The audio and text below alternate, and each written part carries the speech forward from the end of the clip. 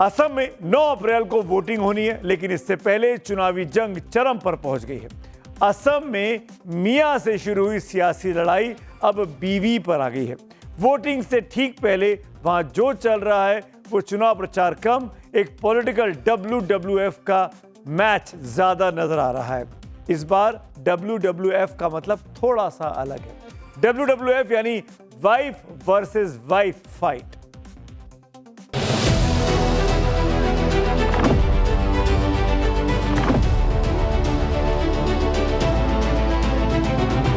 असम के मुख्यमंत्री हेमंता बिस्वा शर्मा की धर्मपत्नी रिनिकी भुइयां शर्मा के पास एक नहीं, 2 नहीं, 3 पासपोर्ट। हमारे सबसे जो बड़ा एलिगेशन है भाई, आप पाकिस्तानी सोशल मीडिया ग्रुप से क्यों मदद की? क्या आपके परिवार के नाम पे दुबई में गोल्ड कार्ड है कि नहीं?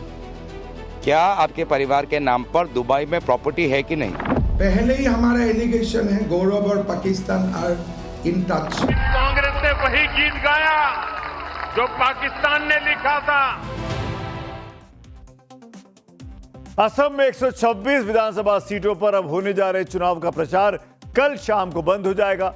या हेमंत बिस्वा शर्मा को सीएम फेस बनाकर बीजेपी हैट्रिक की कोशिश में लगी है, तो वहीं कांग्रेस 10 साल के सियासी वनवास से बाहर निकलने की जंग लड़ रही है। इस लड़ाई में पहले मियां मुद्दा बना, अब बीवी पर वार हो रहा है और इस वार पलटवार के हर राउंड में पाकिस्तान कनेक्शन भी सामने आ रहा है।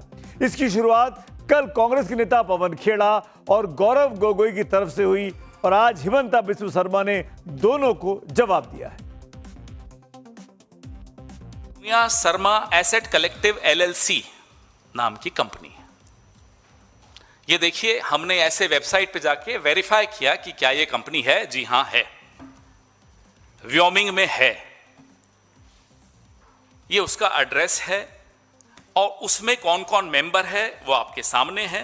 मेंबर है Riniki Bhuyan Sharma number 1, number 2 Riniki Bhuyan gap Sharma 2, तीसरे पे H रिंकी नंदी LLC। अब ये H कौन है? हेमंता।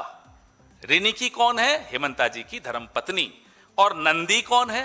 नंदिल उनका बेटा है, जिसका NANDI इन्होंने उसमें डाला। हमारा एलिगेशन है why Pakistan is helping Gaurav Gogoi. 10 talks हुए और आप लोगों को मालूम है, मैं फिर नाम भी बता देता हूं। 27 मार्च ओटोनो भुइयां ट्वीट किए थे कि ऐसा काम चल रहा है। If you go to his Twitter on 27 March, उन्होंने 27 मार्च में ही ट्वीट कर दिया था कि कांग्रेस ये AI बनाने जा रहा है।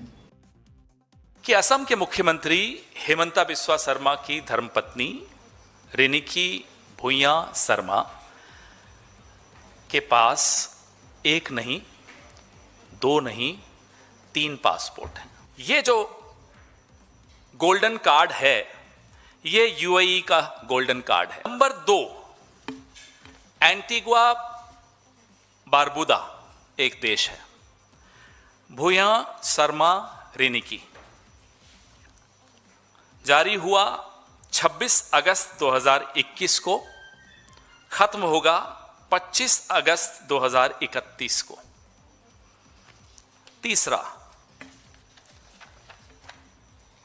अरब republic of Egypt Riniki Bhuyan Sharma जारी हुआ 13 फरवरी 2022 को, खत्म होगा 12 फरवरी 2029 को। हमारे सबसे जो बड़ा एलिगेशन है भाई, आप पाकिस्तानी सोशल मीडिया ग्रुप से क्यों मदद ली? पहले ही हमारा एलिगेशन है गौरव और पाकिस्तान आर इन टच। और ये पूरा जो कागज बनाया original goes to a Pakistani social media group name Pakistan in Ajman, ये ग्रुप का नाम है ना। तो दोनों तरफ से दोनों की पत्नियों पर काउंटर एलिगेशंस लग रहे हैं। अब मामला समझ लीजिए। कांग्रेस के पवन खेड़ा की तरफ से कल हेमंत बिस्वा शर्मा पर भ्रष्टाचार के आरोप लगाए गए कि हेमंता की पत्नी रिंकी भुइयां शर्मा पर के पास यूएई, एंटीगुआ बरबुडा और मिस्र के पासपोर्ट मौजूद हैं। इसके साथ ही 52,000 करोड़ रुपए की अमेरिकी कंपनी की मालिक होने के आरोप भी लगाए। व्योमिंग आइलैंड में जिसका दफ्तर बताया गया, वोमिंग में, जो कि अब अमेरिका का एक स्टेट है। पलटवार करते हुए आज हिमंता बिस्व शर्मा ने दावा किया कि कांग्रेस ने फर्जी डॉक्यूमेंट के जरिए भ्रम फैलाने की चुनाव के पहले कोशिश की है। हेमंत बिस्व शर्मा ने यह भी दावा किया कि पवन खेड़ा की प्रेस कॉन्फ्रेंस का पूरा मटेरियल एक पाकिस्तानी सोशल मीडिया ग्रुप ने उनको पहुंचाया है। पिछले 10 दिनों में पाकिस्तान चैनल ने असम चुनाव के बारे में कम से कम 11 टॉक शोज किए हैं, जो पहले कभी नहीं हुआ। यानी पाकिस्तान में भी असम चुनावों की जमकर चर्चा है। यानी इस कंट्रोवर्सी में पाकिस्तान भी एक ट्रेंडिंग टॉपिक असम में बना हुआ है। हालांकि आपको याद दिलाऊं, असम में इस WWF का पहला राउंड खुद सीएम हेमंत बिस्व शर्मा ने ही शुरू किया था। उन्होंने कांग्रेस के जो प्रदेश अध्यक्ष हैं और लोकसभा में उपनेता हैं गौरव गोगोई पर संगीन आरोप लगाए थे। गौरव असम के पूर्व सीएम तरुण गोगोई साहब के सुपुत्र हैं। गौरव गोगोई की पत्नी पर हेमंत बिस्व शर्मा ने तब पाकिस्तान कनेक्शन का आरोप लगाया था। ये दावा किया था कि गौरव गोगोई की पत्नी एलिजाबेथ कॉल्बिन गोगोई का पाकिस्तानी नागरिक अली तौकीर शेख से कनेक्शन रहा है। अली तौकीर शेख पर ISI कनेक्शन का आरोप भी लगा है।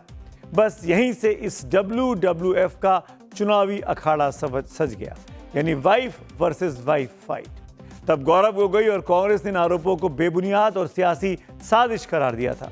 इसे चुनावी डायवर्जन बताते हुए गौरव गोगोई ने तब यह कहा था कि हेमंता के दावे C ग्रेड सिनेमा से भी बदतर हैं।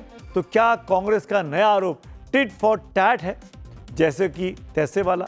हेमंता ने पहले गौरव की पत्नी पर पाकिस्तान लिंक को जोड़ा, जिसका पलटवार कांग्रेस ने हेमंता की पत्नी रिंकी पर पासपोर्ट वाले आरोप से जवाब दिया। अब हेमंता ने कांग्रेस की उस प्रेस कॉन्फ्रेंस को पाकिस्तानी सोशल मीडिया ग्रुप से लिंक कर दिया है।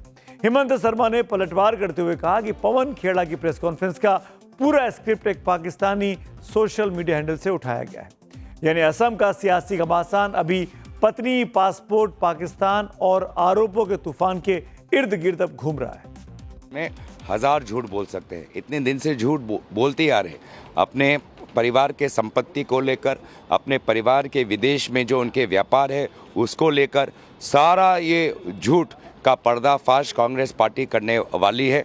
इससे पहले कहाँ उन्होंने अवैध तरीके से ज़मीन लिया, उसको हमने अपने समय परिवर्तन यात्रा के द्वारा सब लोगों के पास ले गए, तब तो कुछ बोल नहीं पाए। और इसी मामले में अब एक ताज़ा अपडेट आ रहा है, एक बड़ी खबर आ रही है। एक पासपोर्ट इजिप्ट का भी था, ये भी कांग्रेस ने कहा। अब इजिप्ट पासपोर्ट के मामले को लेकर सरकार की तरफ से बता रहे हैं सरकार के सूत्र कि ये फेक पासपोर्ट है। ये पासपोर्ट किसी और के नाम पर है। इजिप्ट एम्बेसी जो कि दिल्ली में है, उसने हेमंता की पत्नी की तस्वीर और नाम को गलत तरीके से चिपकाया गया है। असम सीएम की पत्नी पर कांग्रेस ने आरोप लगाए थे कि कांग्रेस ने 3 देशों के पासपोर्ट उनके पास है, जिसमें एक इजिप्ट का भी है, यानी मिस्र का भी है। मिस्र की एम्बेसी ने सरकारी सूत्रों के मुताबिक इन आरोपों को सरासर गलत करार दे दिया है। बीजेपी नेता रिंकी भुइयां शर्मा पर लगाए गए आरोपों को कांग्रेस की डिजिटल हेराफेरी अब बीजेपी ने इसको करार दिया है और इसे देश विरोधी ताकतों से साठगांठ जैसे आरोपों से जोड़ दिया है। असम के मुख्यमंत्री हेमंत बिस्व शर्मा के साथ साथ उनकी पत्नी रिंकी भुइयां शर्मा ने खुद सामने आकर अब मोर्चा संभाला।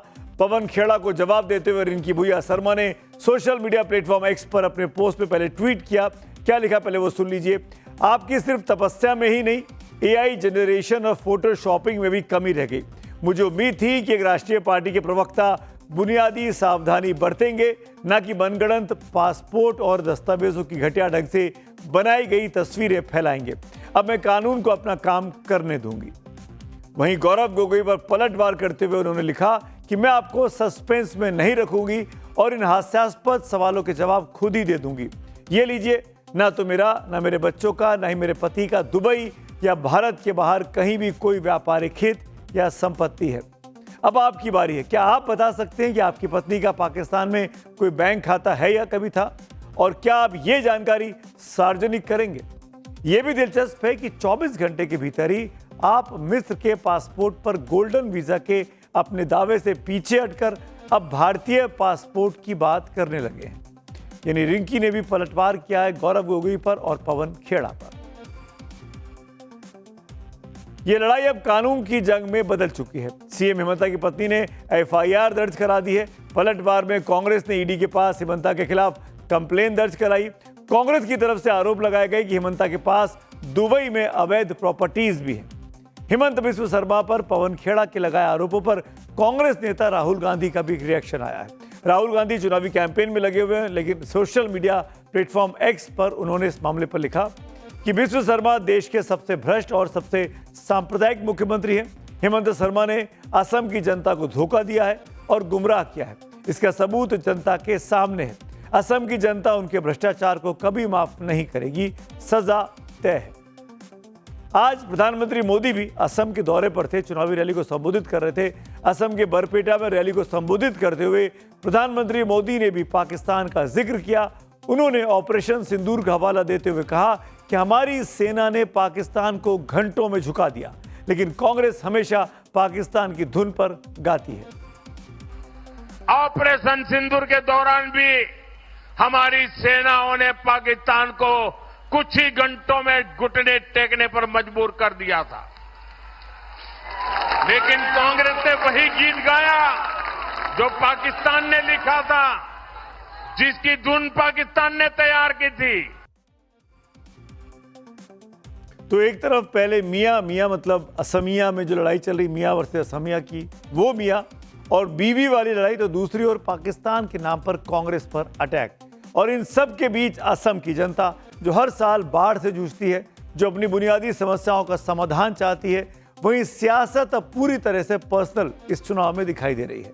और पूरा देश इस असमिया WWF यानी वाइफ वर्सेस वाइफ फाइट को देखने पर इस वक्त मजबूर है।